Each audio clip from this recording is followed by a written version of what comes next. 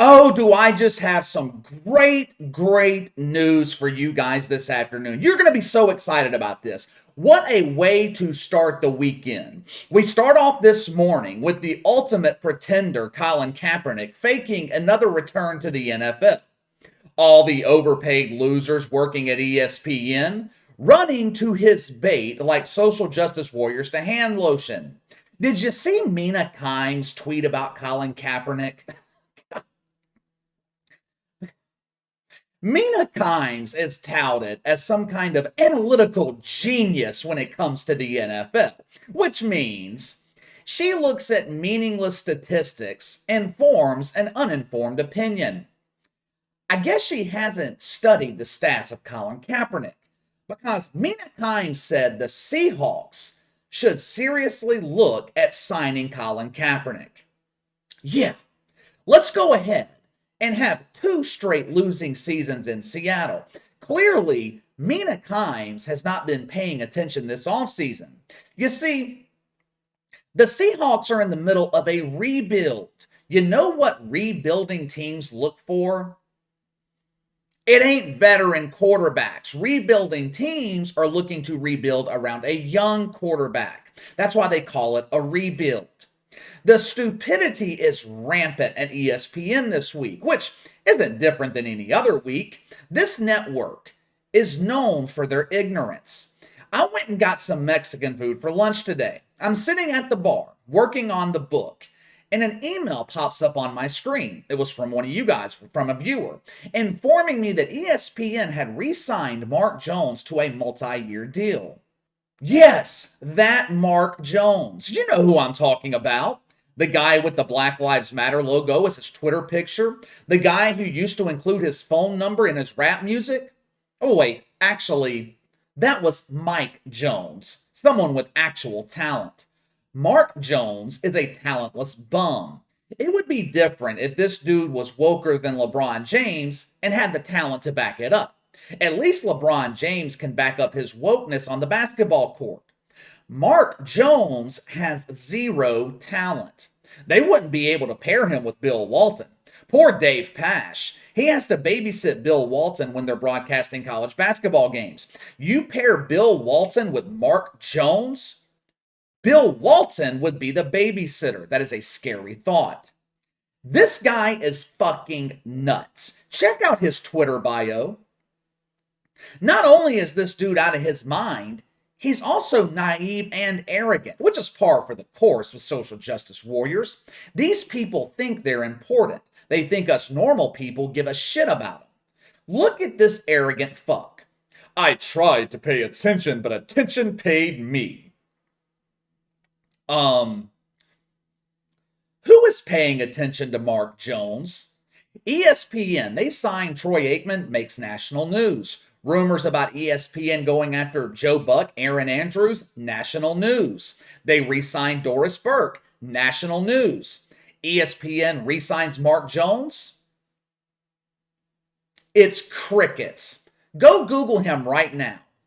You will find 3 outlets covering this exciting breaking news. ESPN's press room, Outkick, and Awful Announcing. In the article on Awful Announcing, an outlet which usually leans to the woke, even they claim Mark Jones largely goes unnoticed.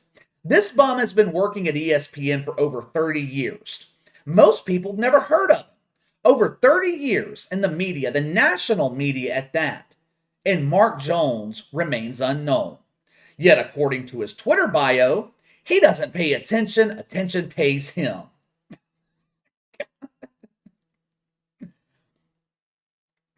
I guarantee you, attention doesn't pay him well. He then claims that he coined the phrase, to the house. Now, he can get away with this baseless claim with most people, but I grew up listening to Southern rap, and I'm pretty sure Trick Daddy coined the phrase, to the house. He made an entire song about it in the late 90s. But this shouldn't be surprising. Social justice warriors, they don't have the ability to create. They're experts, though, at stealing other people's creations. We have only talked about Mark Jones a couple of times here on the channel, And we've added a lot of new subscribers since the last video I did on him. We've added over 1,000 subscribers in the last 7 days alone. I appreciate all you guys for the support. So with all the new added viewers, I thought we should take a little trip down memory lane and share some of Mark Jones's greatest hits. Now this will be rehashed information for those of you who have been following me for a while, but don't worry. You know I will always find new ways to make the information entertaining. Let's start with the hypocrisy. For the better part of 8 years, Mark Jones was an avid supporter of the police. Look at him here. Now this is nice, right? He has thanked cops for providing him escorts to and from games, making sure he doesn't have to deal with traffic, providing security for him.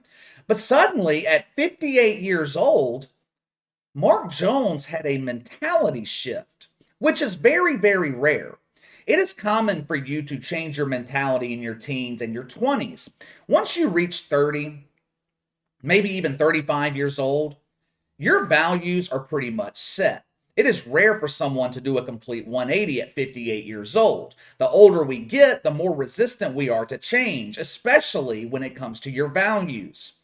At 58 years old, Mark Jones goes from being a lifelong supporter of the police to being anti-police. Why? What happened 2 years ago that turned Mark Jones from a police supporter to a bullshitting propagandist? During the summer of 2020, in the virgin community, it became cool to hate the police. I know what will help minority communities. First, let's take guns away from law-abiding citizens. Then, let's defund the police. We won't need cops anymore. No one will have guns. During the fall of 2020, Mark Jones tweeted that going forward, he was refusing police escorts when calling games for ESPN. He claimed, "These men and women are more likely to shoot me because I'm black than save my life. I know of a better way to protect myself. Please provide me with a social justice warrior for security. Their stench will keep attackers away." Do you guys remember Jacob Blake? He was the guy, I believe it was in Wisconsin, that was shot by police after he was trying to grab his knife. Cops were originally called to the house by his girlfriend. She was afraid he was going to beat the shit out of her. Social justice warriors tried to claim that Jacob Blake was unarmed. This proves cops hate black men. Another unarmed black man shot by evil white police. Ultimately, that claim was proven false when Jacob Blake publicly admitted he was going for his knife. That didn't stop Mark Jones, though. He was calling an NBA game for ESPN last spring, a game that very few people were watching. The NBA set record low ratings last season, so not too many people heard this live. Plus, we have already proven Mark Jones is irrelevant and no one gives a fuck about what he has to say. During the middle of this NBA game, he brings up Jacob Blake. You know, because he is so affiliated with the game of basketball. Mark Jones takes the opportunity to denigrate the police and claim they shot Jacob Blake when he was unarmed. He has publicly attacked numerous athletes just because they were supporters of Donald Trump. Colby Covington. Colby Covington is a vocal, very vocal supporter of Donald Trump. When he had his jaw broken in a UFC fight last year, Mark Jones mocked him with a "make my jaw great again" meme. He did the same thing with Nick Bosa when he tore his ACL. But it gets worse. When Rush Limbaugh passed away, some shitfuck named Bishop Talbert Swan tweeted that Rush Limbaugh is rotting in hell. Now, this guy is a relative unknown, just like Mark Jones. I guess losers stick together. This Swan character is a race baiter and an all-around piece of shit. When he tweeted that Rush Limbaugh was rotting in hell, Mark Jones liked the tweet. And this wasn't a one-time mistake either. In the previous video I did, I provided numerous examples of Mark Jones liking seriously fucked up tweets from social justice warriors. This is the guy that ESPN decided was worth a multi-year deal.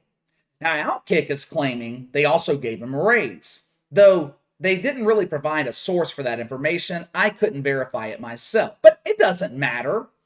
This fucking guy doesn't belong on the air if he was working for free. At this point, We all know how it works at ESPN. Hell, it's already been verified. Project Veritas exposed it. Numerous former employees have exposed it. Even before it was exposed, we have been saying it here on the channel for 2 years. ESPN makes all their decisions based on Twitter reactions. Mark Jones, extremely active on Twitter. Now, he is not as active as Rex Chapman. Rex Chapman has tweeted more times than he has views on his podcast. But the truth is, Mark Jones should have been fired numerous times by ESPN. He is not a great broadcaster. He doesn't have any talent.